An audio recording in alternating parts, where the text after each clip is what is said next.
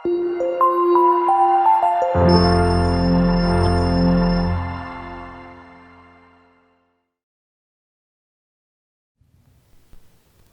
sore, salam sejahtera di dalam Tuhan kita Yesus Kristus. Haleluya, puji Tuhan.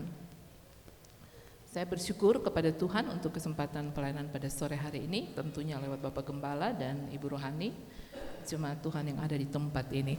Mari kita bersama membuka di dalam Mazmur pasalnya yang ke-73, Mazmur 73 ayat 21 sampai ayatnya yang ke-24. Mazmur 73 ayat 21 sampai ayatnya yang ke-24. Demikian bunyi firman Tuhan. Ketika hatiku merasa pahit dan buah pinggangku menusuk-nusuk rasanya, aku dungu dan tidak mengerti seperti hewan aku di dekatmu.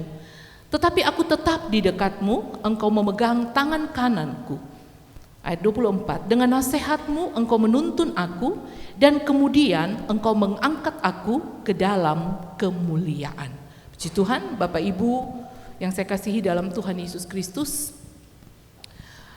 Firman Tuhan yang kita baca ini adalah Mazmur yang ditulis oleh Asaf. Kalau saudara pernah dengar yang namanya Bani Asaf. Asaf sendiri adalah datang dari kalangan orang Lewi yang dikhususkan oleh Tuhan untuk melayani di rumah Tuhan, ya saudara. Dan dari orang Lewi pula Asaf ini diambil untuk kemudian menjadi pemimpin pujian di dalam ibadah yang ada, ibadah orang Israel. Jadi sedemikian rupa Tuhan mengatur setiap pelayanan yang ada di dalam rumah Tuhan dari zaman Musa, diatur dengan begitu rapi.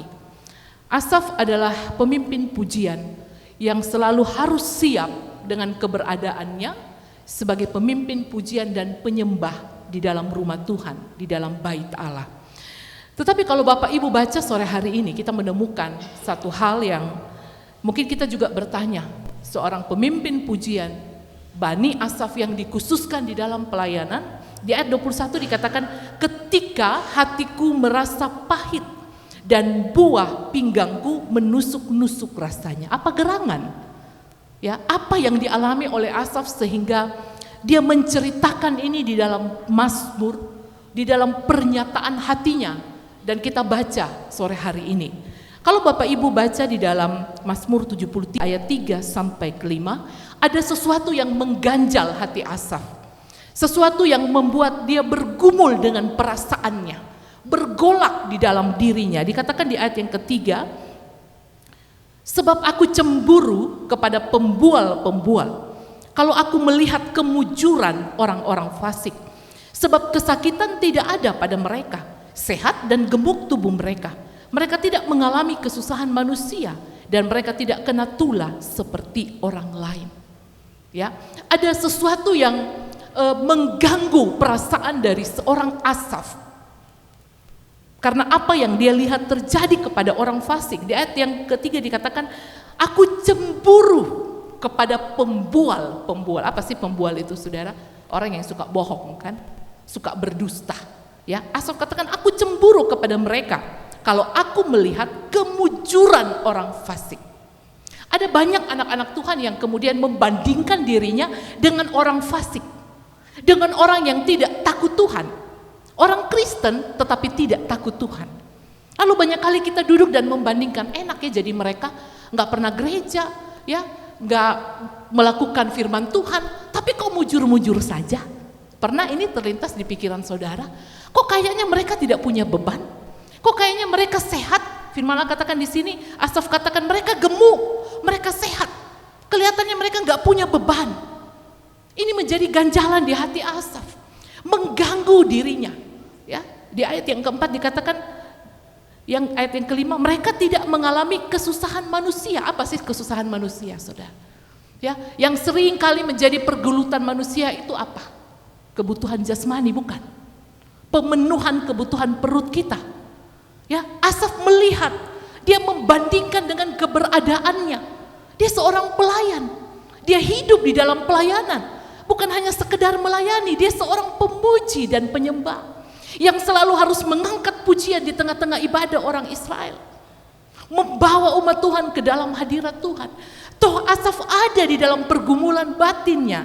Dia katakan di ayat yang 21, ketika hatiku merasa pahit dan buah pinggangku menusuk-nusuk rasanya. Saudara, ya, ada apa ini sebenarnya? Kalau saudara perhatikan di sini katakan hatiku merasa pahit. Firman Allah katakan jangan sampai ada kepahitan saudara di dalam hati kita, betul nggak? Ya, jangan ada kepahitan loh. Akar pahit itu akan merusak semua sendi-sendi rohani saudara. Ya, nggak boleh ada kepahitan. Kemudian di sini dikatakan dan buah pinggangku menusuk-nusuk rasanya. Saudara, di dalam Keluaran 29 ayat 11 dan seterusnya itu jelas bagaimana Allah memberi aturan tentang korban persembahan orang Israel kepada Tuhan. Ketika mereka menyembelih hewan, ya, apapun itu, lembu kah, domba, ya, ketika mereka akan bawa ke rumah Tuhan dan dipersembahkan di atas mezbah yang dilakukan oleh imam-imam dari kalangan orang Lewi, ada hal yang harus diperhatikan. Mereka bukan hanya membawa lemak saja, tetapi kalau saudara baca di dalam Keluaran 29, kalau saudara balik ke rumah saudara bisa baca ayat ini, di situ ditulis dan membawa buah pinggang. Apa itu buah pinggang? Ginjal. Ya, ginjal. Ginjal yang dimaksud di sini adalah karena ginjal ini dilapisi oleh lemak, itu terdapat pada hewan. Ya, ginjal ini yang harus dipersembahkan juga. Ya, ada ginjal, ada jantung di sana. Ya, hal-hal organ-organ yang sangat penting itu dibawa kepada imam dan dipersembahkan di atas mezbah selain dari lemak-lemak bakaran yang akan dipersembahkan. Mungkin saudara bingung, ada hubungan apa? Ya, hubungan apa antara buah ginjalnya hewan dan buah ginjal kambing? Kalau saudara kita membaca di dalam terjemahan yang lebih enak, kalau saya pinjam dari terjemahan bahasa Inggris, kemudian di dalam saya pinjam dalam terjemahan bahasa Ibrani, buah pinggang ini dipakai kata kelayot. Kelayot itu artinya saudara batin. Saudara bisa pahami. Jadi buah pinggang ya di dalam bahasa Ibrani itu dipakai kata kelayot. Kelayot itu artinya batiniah. Ya, sudah bisa masuk kepada saudara. Jadi artinya begini saudara, ketika hati kita merasa pahit, buah pinggang yang dimasuk di sini di terjemahan yang aslinya dikatakan batin. Kalau batin kita yang kita bawa kepada Tuhan sebagai korban persembahan itu adalah batin yang tertusuk-tusuk, itu cacat di hadapan Tuhan. Sementara bagi orang Israel, saudara, jantung, ginjal yang dibawa kepada Tuhan dalam persembahan korban bakaran itu dikatakan persembahan yang elok, persembahan yang indah. Kalau kita memperhatikan hidup kita hari-hari ini, saudara, sudahkah saudara membawa kepada Tuhan malam ini persembahan yang elok, persembahan yang indah, ataukah saudara membawa batin yang lecet, batin yang cacat? Mungkin saudara katakan, ya saya manusia, kalau saya sakit hati itu wajar, wajar saudara. Tapi firman Allah katakan jangan bawa marahmu sampai matahari terbenam toh, ya. Jangan sampai membuat persembahan yang engkau bawa kepada Tuhan itu nilainya 0 karena cacat. Perhatikan buah ginjal yang dibawa kepada Tuhan lewat persembahan orang Israel adalah yang baik. Imam akan memeriksa keadaan daripada persembahan yang dibawa oleh orang Israel. Seandainya dia lihat lapisan lemaknya tidak baik, ada luka di sana, persembahan itu akan ditolak, tidak akan diterima. Kalau kita kemudian merujuk, membawa itu di dalam hidup kita hari-hari ini, saudara, berapa banyak orang Kristen yang hari-hari ini datang kepada Tuhan, bawa persembahan kepada Tuhan, tapi cacat di hadapan Tuhan. Saudara, sakit hati bisa membuat kita gak masuk surga loh saudara, jangan anggap enteng loh dengan sakit hati. Jangan engkau anggap enteng dengan kepahitan di hati. Jangan sampai di langkah-langkah terakhir kita justru kita gagal karena kita membawa persembahan yang tidak berkenan kepada Tuhan. Dan ini terjadi kepada Asaf. Dia katakan, hatiku pahit, buah pinggangku rasanya ditusuk-tusuk, tidak enak. Saudara bayangkan kalau saudara punya pinggang gak enak, ya. Bapak-bapak mungkin sering ngalami ini. Ya, ketika kita kurang minum air, pinggang kita, wah itu akan membuat semua pekerjaan kita menjadi tertunda, bukan? Kita tidak bisa bekerja, Kita tidak bisa beraktivitas karena ginjal kita, buah pinggang kita itu sakit. Di dalam kehidupan rohani kita, berapa banyak anak Tuhan yang kemudian sakit. Ya, bawa persembahan kepada Tuhan, bawa. Hari Minggu datang ibadah, tapi yang kita bawa adalah persembahan yang tidak berkenan kepada Tuhan. Kalau malam hari ini saudara masih menyimpan sesuatu yang merusak batinia saudara, kita harus bertobat. Amin. Kita harus merubah sikap hidup kita, saudara. Ya, yang Allah mau adalah persembahan yang indah, persembahan yang elok, persembahan yang berkenan, bukan sekedarnya, bukan apa adanya. Oke lah, saya udah datang ke ibadah, ya, pemimpin pujian suruh saya nyanyi, angkat tangan, ya saya angkat tangan, enggak sampai di situ, saudara. Bukan sesuatu yang hanya terlihat secara lahiriah, tetapi Allah selalu menilai apa yang ada di dalam hatimu. Itu sifat Allah. Dalam keilahiannya dia selalu melihat apa yang terjadi di dalam hatimu. Kita tidak bisa membohongi Tuhan, saudara. Kita bisa membohongi manusia, tetapi tidak dengan Tuhan. Dia yang menjadikan kita. Dia yang mengetahui setiap seluk-beluk dalam hidup kita. Ya, kenapa orang Israel menganggap ginjal, jantung itu persembahan yang elok dan indah di hadapan Tuhan? Ya, karena itu yang mengatur pola hidup kehidupan kita di dalam tubuh kita, saudara. Bayangkan kalau jantung kita udah nggak berdenyut, ginjal kita udah nggak bisa menyaring racun, jadi apa tubuh kita, saudara? Hancur, kan? Seringkali kita mencoba memakai kekuatan kita untuk menghadapi masalah kita. Ini dihadapi oleh Asaf, dan yang terjadi apa? Hancur, batinnya hancur, hatinya menjadi hancur karena kita coba pakai kekuatan kita. Kenapa Tuhan Allah pesan kepada Yosua, dikatakan, engkau diam saja, aku yang akan berperang menggantikan kamu. Supaya apa? Supaya batinia kita ini terjaga, saudara. Kadang-kadang kita coba mau berperang dengan kekuatan kita, dan itu merusak hati dan batin kita. Kita nggak kuat, saudara. Kita akan hancur-hancuran ketika kita berperang sendiri dengan kekuatan kita. Kita akan membawa kepada Tuhan persembahan yang tidak lagi berkenan kepada Dia kalau kita coba pakai kekuatan kita. Tetapi apa yang terjadi dengan Asaf? Saudara, kita baca di ayat yang ke-22, 23. Aku dungu dan tidak mengerti, seperti hewan aku di dekatmu. Tetapi aku tetap di dekatmu, engkau memegang tangan kananku. Dengan nasihatmu engkau menuntun aku, kemudian engkau mengangkat aku ke dalam kemuliaan. Ya, ada satu perubahan sikap yang luar biasa dari yang merasa tertekan, merasa kemudian tidak bisa berbuat apa-apa. Di ayat 20 dikatakan aku dungu. Bahkan Asaf menyamakan dirinya dengan seekor hewan. Ya, dikatakan di sini aku dungu dan tidak mengerti seperti hewan. Tetapi saudara baca di situ ditutup dengan apa? Aku di dekatmu. Ya, dia katakan aku seperti hewan, tetapi aku di dekatmu. Terkadang kita ini, saudara, ketika menghadapi kehidupan ini kita nggak mengerti, bukan? Kita menjadi orang yang bodoh. Kita tidak paham apa sih maksud Tuhan, apa rencana Tuhan. Asaf menyamakan dirinya seperti seekor binatang yang duduk dekat pemiliknya. Yang dimaksud dengan hewan di sini bukan hewan yang liar yang ada di luar, tetapi hewan yang dipelihara, yang ada di dalam kandang, yang bertuan, yang dipelihara, yang dijaga, saudara. Ini yang dimaksud di dalam Mazmur pasal yang ke-22 dan 23. Ayat 23 katakan, tetapi aku tetap di dekatmu. Ya, kalau kita ada di tengah-tengah pergumulan hidup, cepat-cepat ambil sikap yang positif, saudara. Apa sikap kita? Tetap ada di dekat Tuhan. Jangan menjauhkan diri dari Dia. Semakin rusaklah batinia kita ketika kita coba memisahkan diri dari Tuhan. Tetapi Asaf katakan, tetapi aku ini memilih untuk tetap ada di dekat.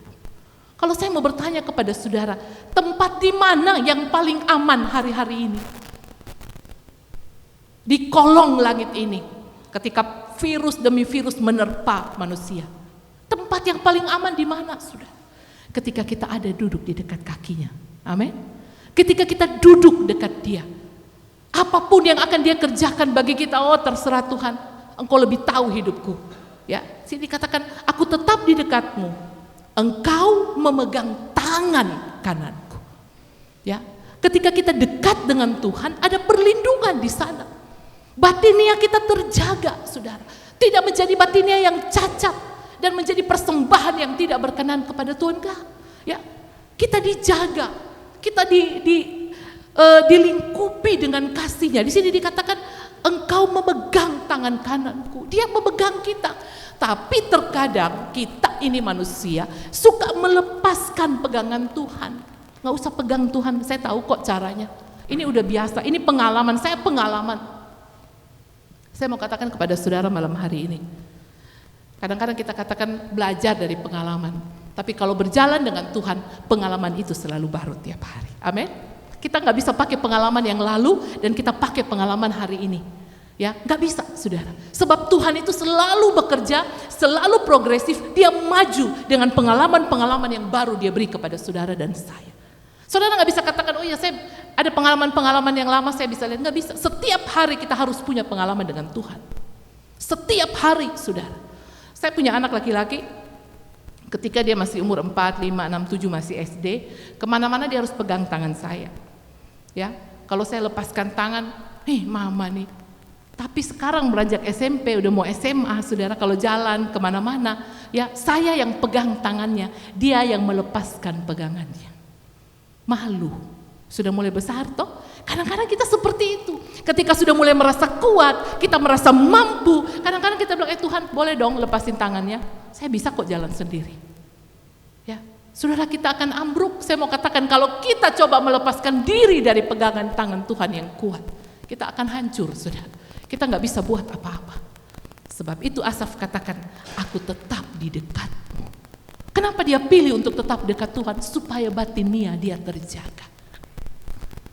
Saya menghimbau saudara, mari kita harus punya waktu mezbah dengan Tuhan.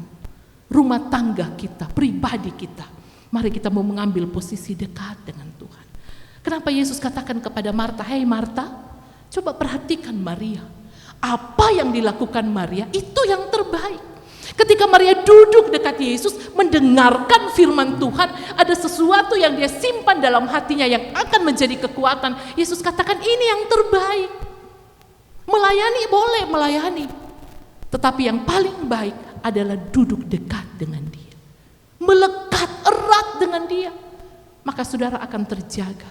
Batinia saudara akan terjaga. Dan perhatikan ayat selanjutnya dikatakan, dan kemudian ayat 24, dengan nasihatmu engkau menuntun aku. Ketika kita mengambil posisi untuk dekat dengan Tuhan, ya, mengambil posisi untuk dekat dengan dia, saudara perhatikan di sini ayat 24 katakan ada nasihat. Ada nasihat. Saudara, setiap pertemuan ibadah adalah waktu yang paling indah, karena di situ saudara sedang mendengar suara Tuhan lewat hamba-hambanya. Satu hari aja saudara nggak dengar suara Tuhan, saudara sedang melewatkan kesempatan untuk meraih kekuatan yang baru. Satu hari aja. Saya lihat di warta ini saudara, ya dari Senin sampai Sabtu ada kegiatan di tempat ini. Jangan pernah engkau lewatkan. Ada sesuatu yang Tuhan mau kasih kepada engkau. Ya, ada beban-beban yang kita bawa kepada Tuhan dan dia beri kita kelegaan. Supaya apa? Batinia kita ini terjaga, saudara. Kenapa kita perlu dengar firman? Supaya kita jangan cacat di hadapan Tuhan. Kita menjadi manusia yang utuh di hadapan Tuhan. Roh kita tidak menjadi roh yang cacat, tapi roh yang kuat di hadapan Tuhan. Dan kita akan lihat saudara di ayat yang ke-25, 26 dan 27. Apa yang terjadi dengan Asaf? Satu perubahan yang luar biasa. Dari batinianya yang rasa terluka, ada kepahitan dalam hatinya. Tapi ketika dia mengambil sikap dekat dengan Tuhan, apa yang terjadi? Ayat yang ke-25.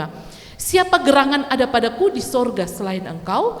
Selain engkau tidak ada yang kuingini di bumi. Sekalipun dagingku dan hatiku habis lenyap, gunung batuku dan bagianku tetaplah Allah selama-lamanya.